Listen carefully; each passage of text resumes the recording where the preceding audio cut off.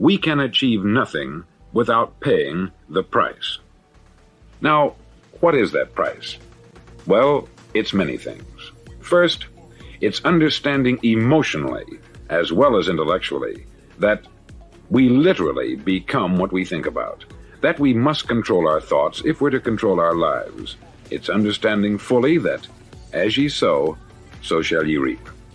Secondly, it's cutting away all the fetters from the mind and permitting it to soar as it was divinely designed to do. It's the realization that your limitations are self-imposed, and that the opportunities for you today are enormous beyond belief. It's rising above narrow-minded pettiness and prejudice. Thirdly, to use all your courage to force yourself to think positively on your own problem, to set a definite and clearly defined goal for yourself, to let your marvelous mind think about your goal from all possible angles, to let your imagination speculate freely upon many different possible solutions, to refuse to believe there are any circumstances sufficiently strong to defeat you in the accomplishment of your purpose, to act promptly and decisively when your course is clear, and to keep constantly aware of the fact that you are, at this moment, standing in the middle of your own acre of diamonds, as Russell Conwell used to point out. Fourth, save at least 10% of what you earn. It's also remembering that no matter what your present job, it has enormous possibilities if you're willing to pay the price. Now let's just go over the important points in the price each of us must pay to achieve the wonderful life that can be ours. It is, of course, worth any price. 1, you will become what you think about. 2, remember the word imagination. Let your mind soar. 3, courage. Concentrate on your goal every day. 4, save 10% of what you earn. And action. Ideas are worthless unless we act on them. There are 2 things that may be said of everyone. Each of us wants something, and each of us is afraid of something. I want you to write on a card what it is you want more than anything else. It may be more money. Perhaps you'd like to double your income or make a specific amount of money. It may be a beautiful home. It may be success at your job. It may be a particular position in life. It could be a more harmonious family. Each of us wants something.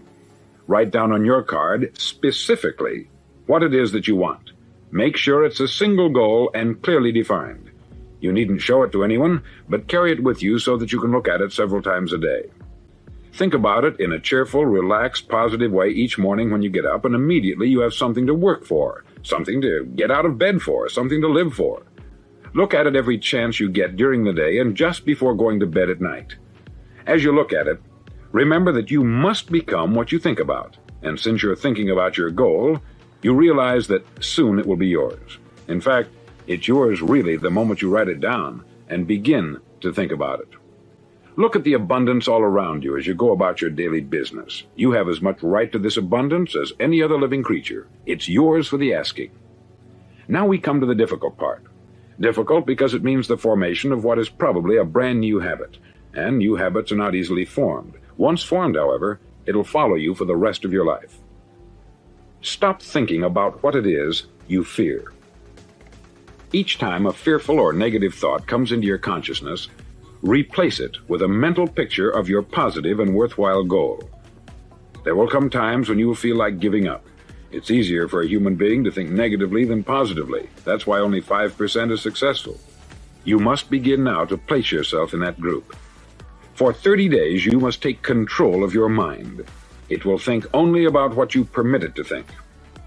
Each day for this 30-day test, do more than you have to do. In addition to maintaining a cheerful, positive outlook, give of yourself more than you've ever done before. Do this knowing that your returns in life must be in direct proportion to what you give. The moment you decide on a goal to work toward, you're immediately a successful person. You're then in that rare and successful category of people who know where they're going. Out of every 100 people, you belong to the top 5. Don't concern yourself too much with how you're going to achieve your goal. Leave that completely to a power greater than yourself. All you have to do is know where you're going. The answers will come to you of their own accord. Ask and it shall be given you. Seek, and ye shall find. Knock, and it shall be opened unto you. For every one that asketh receiveth, and he that seeketh findeth, and to him that knocketh it shall be opened. It's as marvelous and as simple as that. In fact, it's so simple that in our seemingly complicated world it's difficult for an adult to understand that all he needs is a purpose and faith. For 30 days, do your best. If you're a salesman, go at it as you've never done before, not in hectic fashion, but with the calm, cheerful assurance that time well spent will give you the abundance in return you deserve and want. If you're a homemaker, devote your 30-day test to complete giving of yourself, without thinking about receiving anything in return, and you will be amazed at the difference it makes in your life. No matter what your job, do it as you've never done it before for 30 days. And if you've kept your goal before you every day, you'll wonder and marvel at this new life you've found. Dorothea Brand, outstanding editor and writer, discovered it for herself and tells about it in her fine book, Wake Up and Live. Her entire philosophy is reduced to the words, act as though it were impossible to fail. She made her own test with sincerity and faith, and her entire life was changed to one of overwhelming success. Now you make your test for 30 full days. Don't start your test until you've made up your mind to stick with it. You see, by being persistent, you're demonstrating faith. Persistence is simply another word for faith. If you didn't have faith, you would never persist.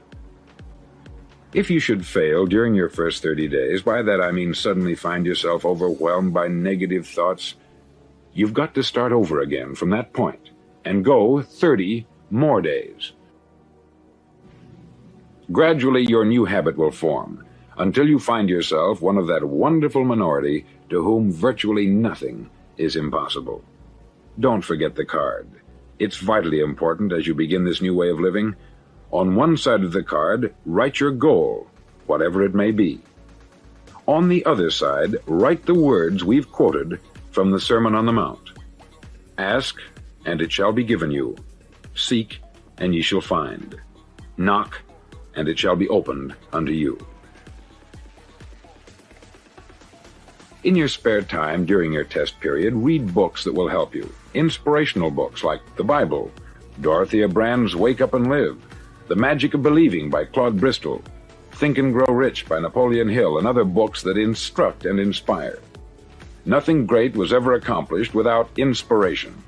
See that during these crucial first 30 days, your own inspiration is kept at a peak. Above all, don't worry.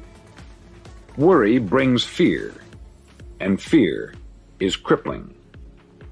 The only thing that can cause you to worry during your test is trying to do it all yourself. Know that all you have to do is hold your goal before you. Everything else will take care of itself. Remember also to keep calm and cheerful. Calm and cheerful. Don't let petty things annoy you and get you off course. Now, since making this test is difficult, some may say, well, why should I bother? Well, look at the alternative. No one wants to be a failure. No one really wants to be a mediocre individual. No one wants a life constantly filled with worry, fear, and frustration. Therefore, remember that you must reap that which you sow. If you sow negative thoughts, your life will be filled with negative things. If you sow positive thoughts, your life will be cheerful, successful, and positive. Now, gradually, you will have a tendency to forget what you've heard on this record. Play it often. Keep reminding yourself of what you must do to form this new habit. Gather your whole family about and listen to what's been said here at regular intervals. You know, most men will tell you that they want to make money without understanding the law. The only people who make money work in the mint. The rest of us must earn money. This is what causes those who keep looking for something for nothing or a free ride to fail in life. The only way to earn money is by providing people with services or products which are needed and useful. We exchange our product or service for the other man's money. Therefore, the law is that our financial return will be in direct proportion to our service. Success is not the result of making money. Making money is the result of success, and success is in direct proportion to our service. Most people have this law backwards. They believe that you're successful if you earn a lot of money. The truth is that you can only earn money after you're successful. It's like the story of the man who sat in front of the stove and said to it, "Give me heat, and then I'll add the wood." How many men and women do you know, or do you suppose there are today, who take the same attitude toward life? There are millions. We've got to put the fuel in before we can expect heat. Likewise, we've got to be of service first before we can expect money. Don't concern yourself with the money. Be of service. Build, work, dream, create. Do this, and you'll find there's no limit to the prosperity and abundance that will come to you. Prosperity is founded upon a law of mutual exchange. Any person who contributes to prosperity must prosper in turn himself.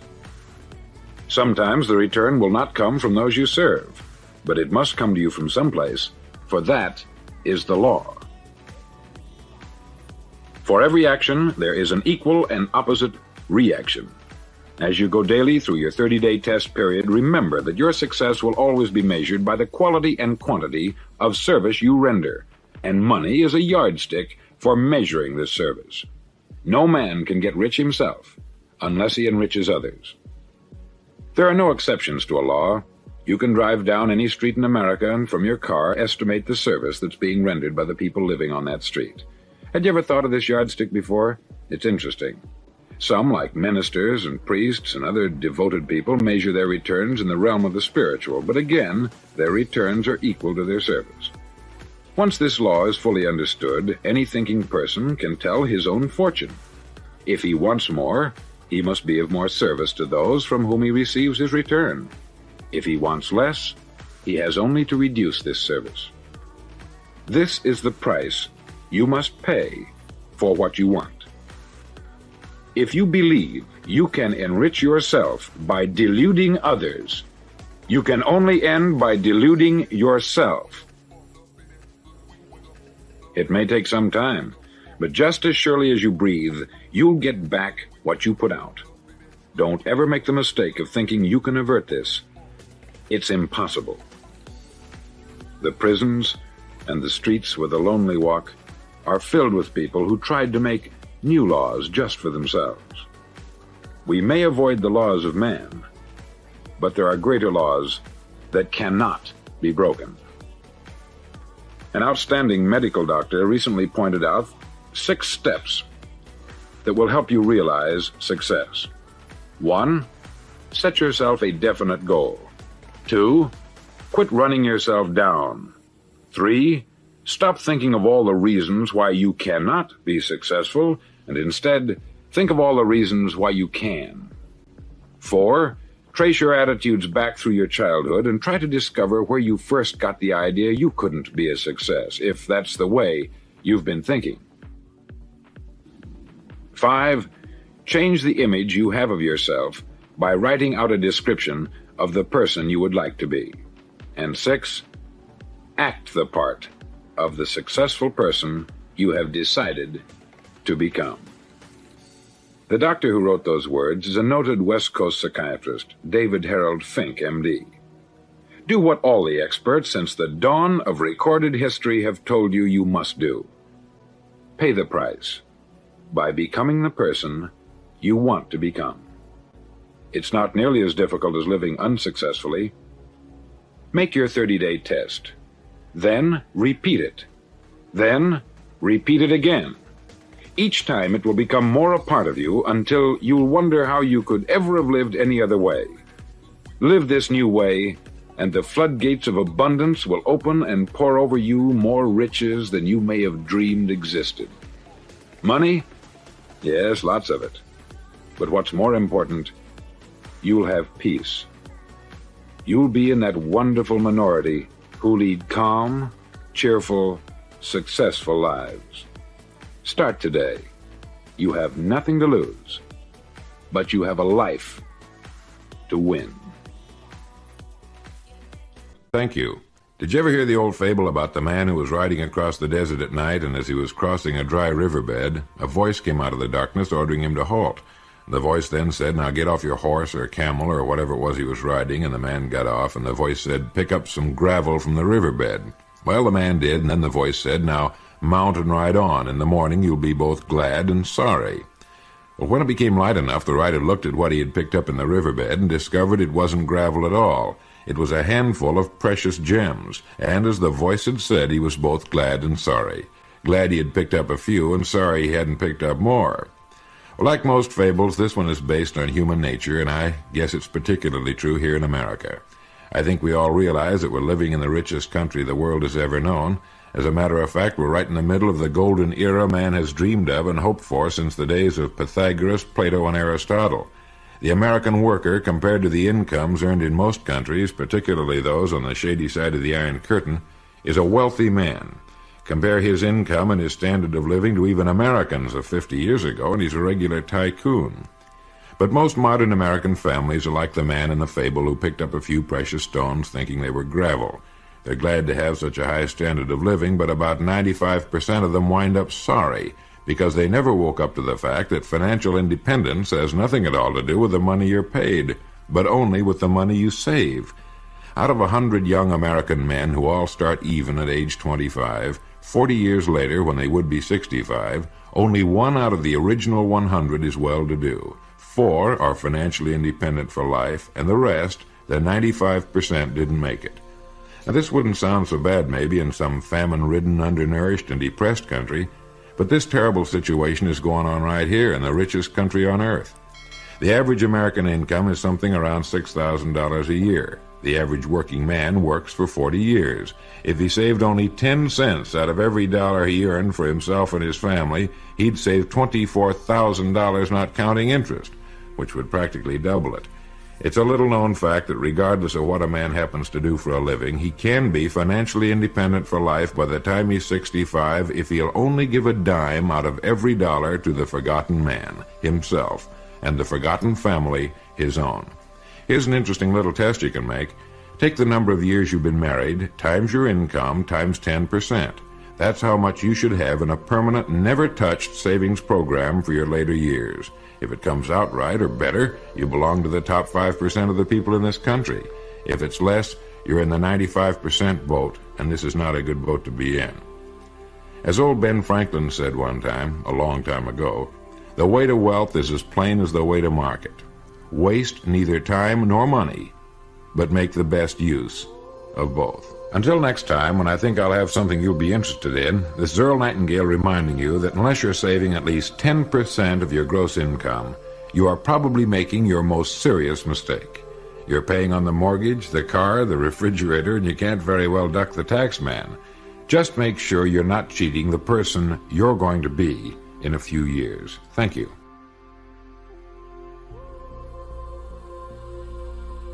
Thank you. You know, the experts are forever coming up with long words meant to describe the problems that we humans are complex enough to develop. And not too long ago, they came up with a dandy. They use it to describe the feeling us poor men get, particularly the man who finds a lump like a watermelon with thorns right in the pit of his stomach.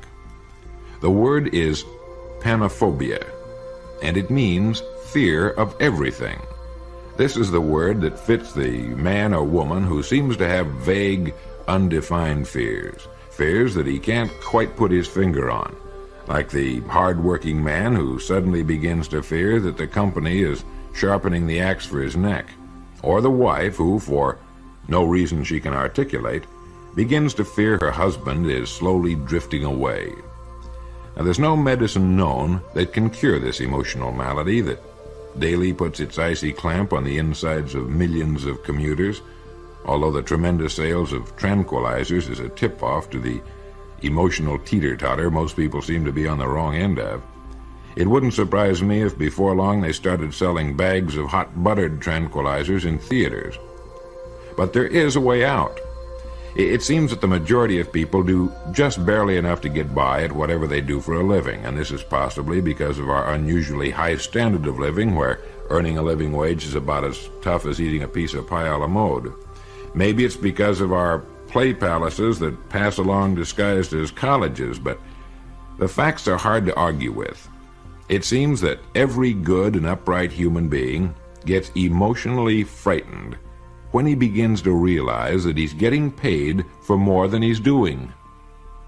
Of course, he'd die on the rack before he'd admit it, but you can't kid yourself, no matter how hard you try. So if you're suffering from a lump of faceless, unrecognized fear that has a habit of forming just behind your belt buckle, particularly on Monday mornings or late Sunday afternoons, you can cure yourself by throwing yourself headlong, not out of a window, but into your work. Start working as though we had a normal economy where people were paid only for the work they performed, measured by its depth of excellence. Become an expert at what you do for a living, and as you take more and more pride in your work, you'll find you like it better. You'll probably see your income inching up, you'll be happier, and one day you'll sit straight up and realize that this emotional panophobia tumor has disappeared. You'll probably smile, look around, and see the guy sitting next to you has that strained, tight-lipped, scared look that means he's caught it. A good way to get started is to sit down and decide on something you've wanted very much for a long time.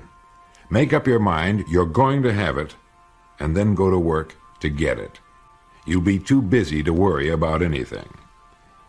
Johann Wolfgang von Goethe, the great German philosopher, once came up with a great truth that all of us ought to paste on the mirror of our medicine cabinets. He said, "Before you can do something, you've got to be something." Thank you. From time to time you hear somebody say, "You know, those people who got in on the ground floor of the opening of the West with its gold and silver really were fortunate, all that gold laying around waiting to be baled and carried to market." Or you'll hear them say, "And what about the early discoverers of our vast oil fields, all those derricks pumping millions of dollars worth of black gold, and the folks who discovered it just sitting back and trying to keep their fortunes figured to the nearest million?" When I was a youngster back during the Depression of the 30s, we used to sit around and dream of things like that. Maybe you've done the same thing. Well, today I want to tell you about a place that's virtually unexplored, where you can find all the wealth you'll ever need. Maybe you've never thought much about it, but each of us has this private gold mine all staked out with a clear title just waiting to be developed. I want you to try to get a mental picture of a gold mine or an oil field before it was discovered. No busy, noisy machinery, no crowds of men moving around, no trucks and heavy equipment, just land, covered with prairie grass and stretching as far as the eye can see to the distant horizon. Now, under that peaceful and innocent-looking piece of prairie is a wide, deep lake of oil, or a motherlode of gold worth millions, but you'd never know it was there, would you? Before these discoveries were made, thousands of people must have rode and walked right over them without realizing that right under their feet was a king's ransom in riches beyond their wildest dreams. Somebody had to come along looking for it, and who was willing to risk digging for it, right? Somebody had to suspect it was there and start looking. And his chances of hitting pay dirt with his first shovelful were pretty slim, but he knew if he kept looking and kept digging, he'd find it. Well, you and I and everybody have free title to the richest continent on Earth. It's called the human mind, and it's produced just about everything you see and hear around you. It comes as standard equipment at birth, and maybe that's why most of us never use it. It came free, and we've come to the point where we don't value things that are free anymore. Your mind has 12 billions of cells, give or take a dozen or so, and fully 90 to 95% of it has never been explored. The greatest thing on Earth is a good idea. Take the man who got the idea to dig under that prairie grass. Discovering a fortune was only the effect. His idea to dig was the cause, and it was his idea that resulted in millions for him. Now, how many ideas do you think you could get in a single day? 20? 30? Let's say you got 20 ideas a day. That'd be 100 a week if you didn't think on weekends. That would be 5,200 ideas a year. 5,200 holes you'd be drilling on the world's richest continent, your own mind. Well, remember, one idea can make you rich. All you need is one great idea which can be your gold mine, your oil well. If you know anything about the law of averages, you'll realize that before long you'll have the idea you've been looking for. Just because the first 10 or 100 aren't any good, don't give up. The more dry holes, the closer you are to what you're looking for. Your big idea, the one that will change your life. The best way to prospect your mind is to get up an hour earlier in the morning and write down 20 ideas for improving what you now do for a living. The chances are that right now, as Russell Conwell used to say, right now you're standing right in the middle of your own acre of diamonds. What you're looking for is the idea that's bigger than you are and that will keep you challenged and interested for a long time to come. Thank you.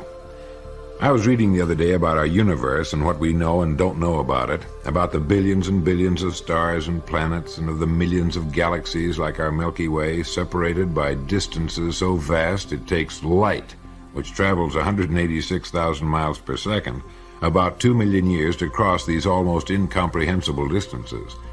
We've got astronomers sitting in front of telescopes looking at stars not as they are now, but as they were 500 million years ago, because that's how long it took their light to reach us, give or take a few years. And I've got a hunch why astronomers and scientists are so curious, as we all are, about other worlds and other galaxies. It's partly because of what we call greener pastures, the hope that seems to spring eternal in all human beings that the living and opportunities are better and greater somewhere else. I suppose it has been this uniquely human attribute or frailty that's at the root of all discovery. But it's a fact that most people let this business of thinking the next pasture may be greener keep them from properly developing their own pasture. While we're looking at what the other guy is doing and wishing we were in his pasture, others are wishing they were in ours, and it's a proven fact that there's more opportunity hidden in our daily work than we could develop in a lifetime if we'll only look for it long enough to find it. I don't know if you've ever thought much about this, but there's no such thing as a job that can't lead to greatness if we'll take the time and thought to become great at what we do, at what we now do, where we are now. Unless we take the time, thought, and study to become outstanding at what we're now doing, why in the world should we think we could become great at something else? But somehow it always looks easier to succeed in the other fellow's line of work.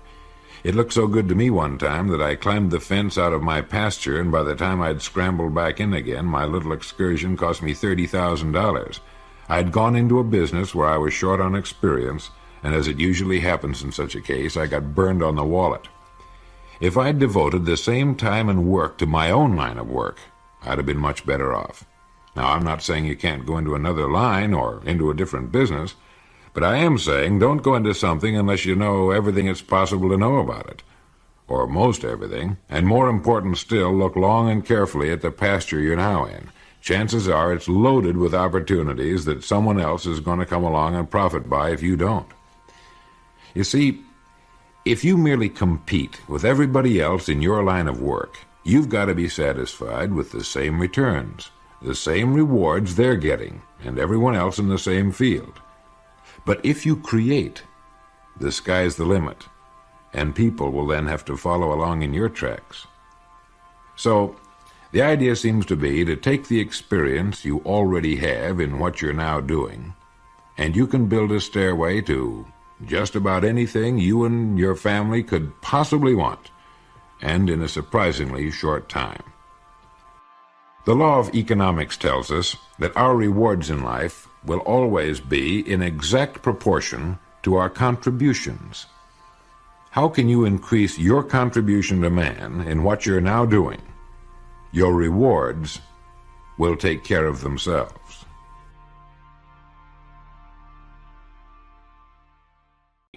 I spent nearly 20 years looking for the secret to achievement. I didn't know it was older than the pyramids and had appeared in more than 50 million books. It started in 1933 during the last Depression for me. I was bothered by the difference that existed between what I had been told and what I could see around me.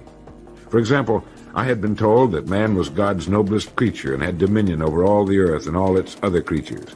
I knew this was true, but in my neighborhood the creatures were eating better than we were, and I wanted to know why so many were poor when there was such abundance on the earth. They had no money, but there was still as much as there had been a few years before. Where had it gone?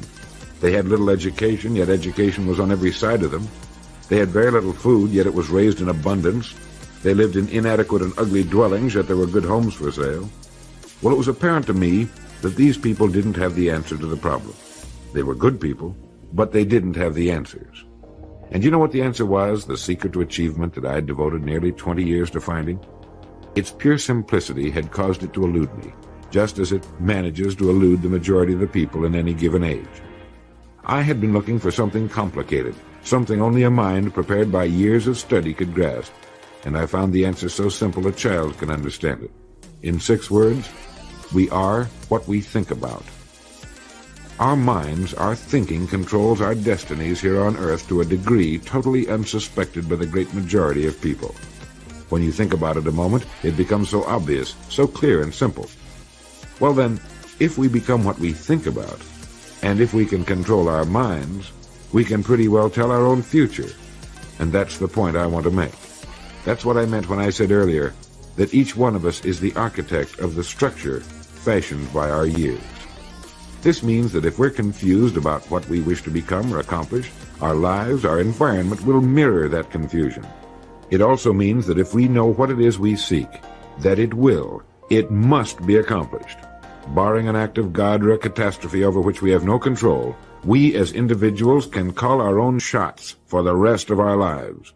We can know what it means to go through life from one success to another, to play life according to the rules and reap the rewards. We can know what it means to have peace of mind and live calm, cheerful, successful lives. You are at this moment the sum total of your thoughts to this point, for there is nothing else you can be.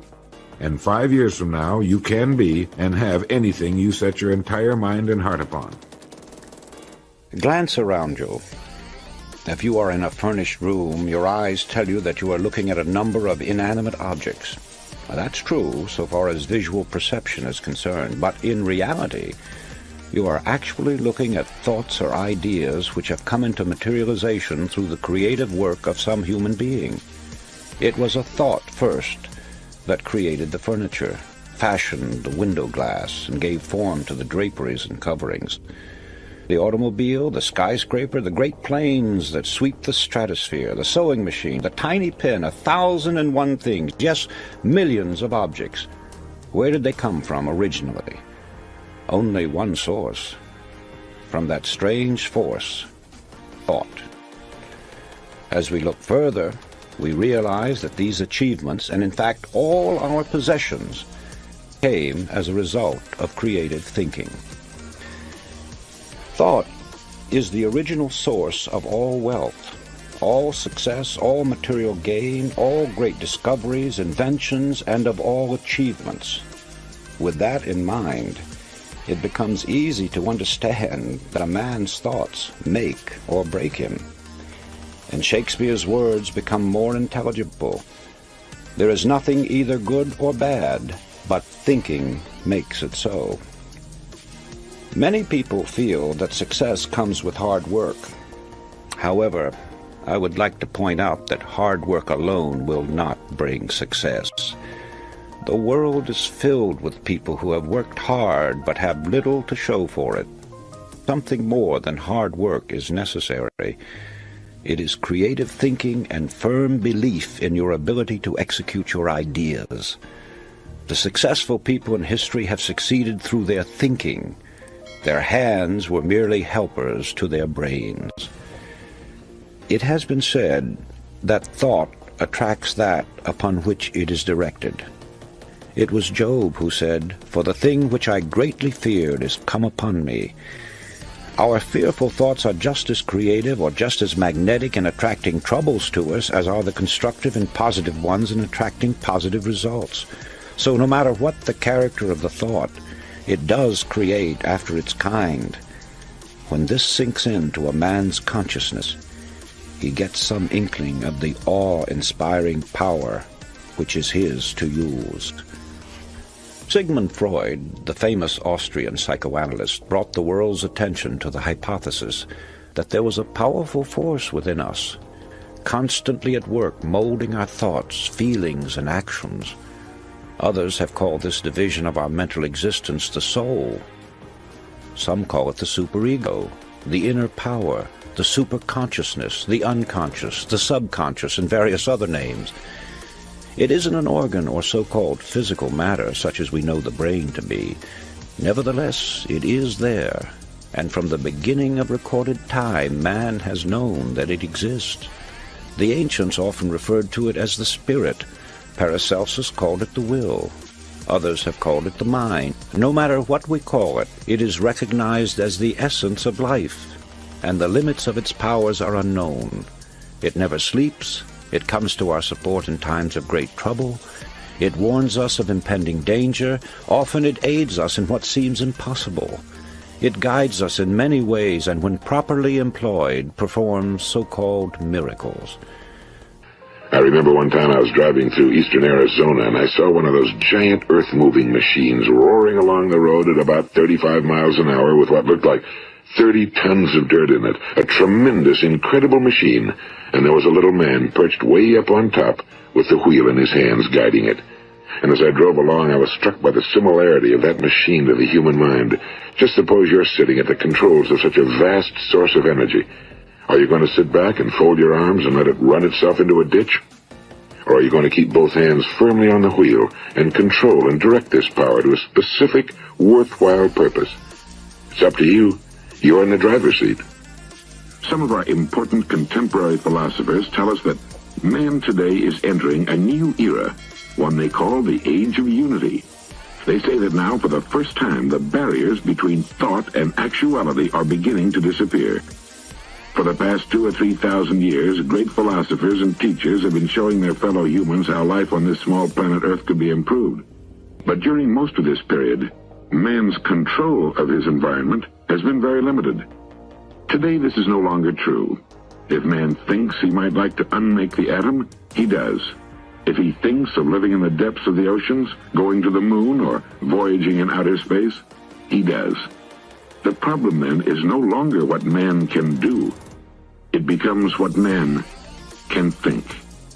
Every thought seed sown or allowed to fall into the mind and to take root there produces its own, blossoming sooner or later into act and bearing its own fruitage of opportunity and circumstance. Good thoughts bear good fruit. Bad thoughts, bad fruit. He will find that as he alters his thoughts towards situations and other people, situations and other people will alter toward him. The proof of this truth is in every person, and it therefore admits of easy investigation by systematic introspection and self-analysis. Let a man radically alter his thoughts, and he will be astonished at the rapid transformation it will effect in the material conditions of his life. Men imagine that thought can be kept secret, but it cannot. It rapidly crystallizes into habit, and habit solidifies into circumstance. Thoughts of fear, doubt, and indecision crystallize into weak, unmanly, and irresolute habits, which solidify into circumstances of failure, indigence, and slavish dependence. Lazy, apathetic thoughts crystallize into habits of disorder, uncleanliness, and dishonesty, which solidify into circumstances of confusion, foulness, and beggary. Thoughts of courage, self-reliance, and decision crystallize into manly habits, which solidify into circumstances of strength and freedom. A particular train of thought persisted in, be it good or bad, cannot fail to produce its results on character and circumstances. A man cannot directly choose his circumstances, but he can choose his thoughts, and so indirectly, yet surely, shape his circumstances. Nature helps every man to the gratification of the thoughts which he most encourages, and opportunities are presented which will most speedily bring to the surface both the good and evil thoughts. Let a man choose his thoughts wisely, and all the world will soften toward him and be ready to help him. Let him put away bad thoughts, and lo, opportunities will spring up on every hand to aid his strong resolves. A man should conceive of a worthy purpose in his heart and set out to accomplish it. He should make this purpose the centralizing point of his thoughts. It may take the form of a spiritual ideal, or it may be a worldly object, according to his nature at the time. But whichever it is, he should steadfastly focus his thoughts upon the object which he has set before him. He should make this purpose his supreme duty, and should devote himself to its attainment, not allowing his thoughts to wander away into vague and ephemeral fancies. This is the royal road to self-control and true concentration of thought. Even if he fails again and again to accomplish his purpose, as he necessarily must until weakness is overcome, the strength of character he earns will be the measure of his true success, and this will form a new starting point for future power and triumph. Those who are not prepared to conceive and dedicate themselves to a great purpose should fix their thoughts upon the faultless performance of their duty, no matter how insignificant their tasks may appear. Only in this way can the thoughts be gathered and focused, and resolution and energy be developed, which, being done, there is nothing that may not be accomplished. As the physically weak man can make himself strong by careful and patient exercise, so the man of weak thought can become strong by training himself in thinking. To put away aimlessness and weakness, and to begin to think with purpose, is to enter the ranks of those strong ones who only recognize failure as one of the pathways to attainment, who make all conditions serve them, and who think strongly, attempt fearlessly, and accomplish masterfully. Thought, allied fearlessly to purpose, becomes creative force. He who knows this is ready to become something higher and stronger than a mere bundle of wavering thoughts and fluctuating sensations. He who does this has become the conscious and intelligent wielder of his mental powers. All that a man achieves and all that he fails to achieve is the direct result of his own thoughts.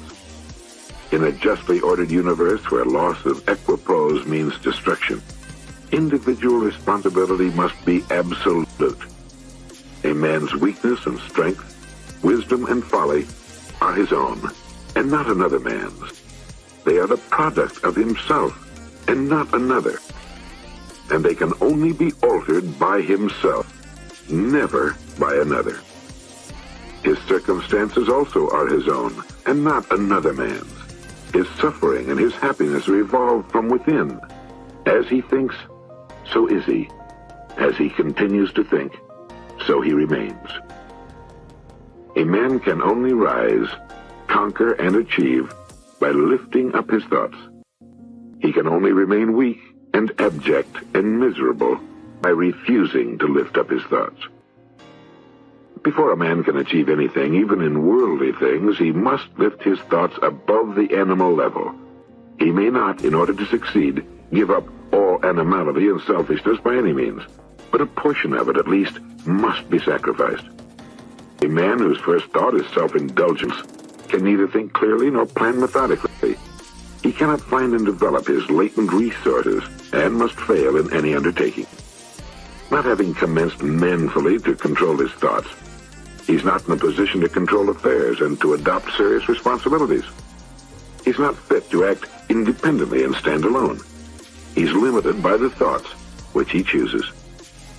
There can be no progress, no achievement, without sacrifice, and a man's worldly success will be in the measure that he sacrifices his confused animal thoughts and fixes his mind on the development of his plans and the strengthening of his resolution and self-reliance.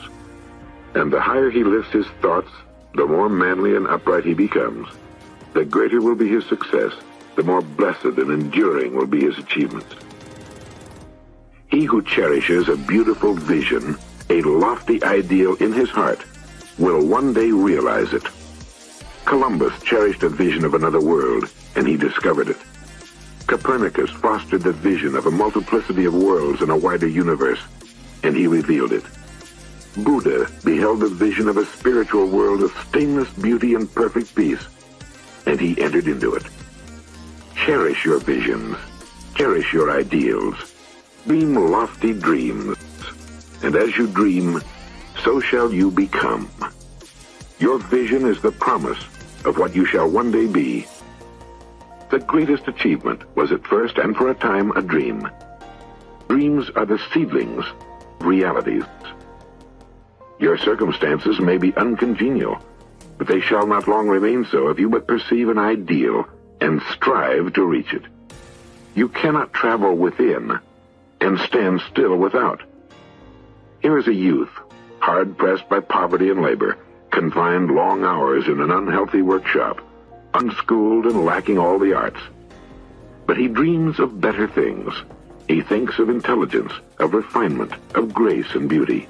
He conceives of, mentally builds up, an ideal life. The vision of a wider liberty and a larger scope takes possession of him. Unrest urges him to action, and he utilizes all his time and means, small though they are, to the development of his latent powers and resources.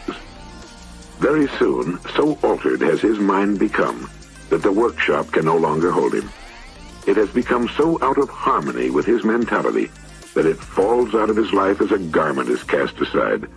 And with the growth of opportunities which fit the scope of his expanding ability, he passes out of it forever. Years later, we see this youth as a full-grown man. We find him a master of certain forces which he wields with worldwide influence and almost unequaled power. In his hands he holds the cords of gigantic responsibilities. He speaks, and lo, lives are changed. Men and women hang upon his words and remold their characters, and, sun-like, he becomes the fixed and luminous center around which innumerable destinies revolve. He has realized the vision of his youth. He has become one with his ideal. And you too will realize the vision, not the idle wish, of your heart, be it base or beautiful, or a mixture of both. For you will always gravitate toward that which you secretly most love. Into your hands will be placed the exact results of your own thoughts. You will receive that which you earn, no more, no less. Whatever your present environment may be, you will fall, remain, or rise with your thoughts, your vision, your ideal. You will become as small as your controlling desire, as great as your dominant aspiration. The thoughtless, the ignorant, seeing only the apparent effects of things and not the things themselves, talk of luck, of fortune, and chance. Seeing a man grow rich, they say, "How lucky he is." Observing another become intellectual, they exclaim, "How highly favored he is." And noting the character and wide influence of another, they remark, "How chance aids him at every turn." They do not see the trials and failures and struggles which these men have voluntarily encountered in order to gain their experience. They have no knowledge of the sacrifices they have made, of the undaunted efforts they have put forth, of the faith they have exercised that they might overcome the apparently insurmountable and realize the vision of their heart. They do not know the darkness and the heartaches. They only see the light and joy and call it luck. They do not understand the process, but only perceive the result and call it chance. In all human affairs there are efforts and there are results, and the strength of the effort is the measure of the result. Chance is not. Material, intellectual, and spiritual possessions are the fruits of effort. They are thoughts completed, objects accomplished, visions realized. The vision that you glorify in your mind, the ideal that you enthrone in your heart, this you will build your life by. This you will become.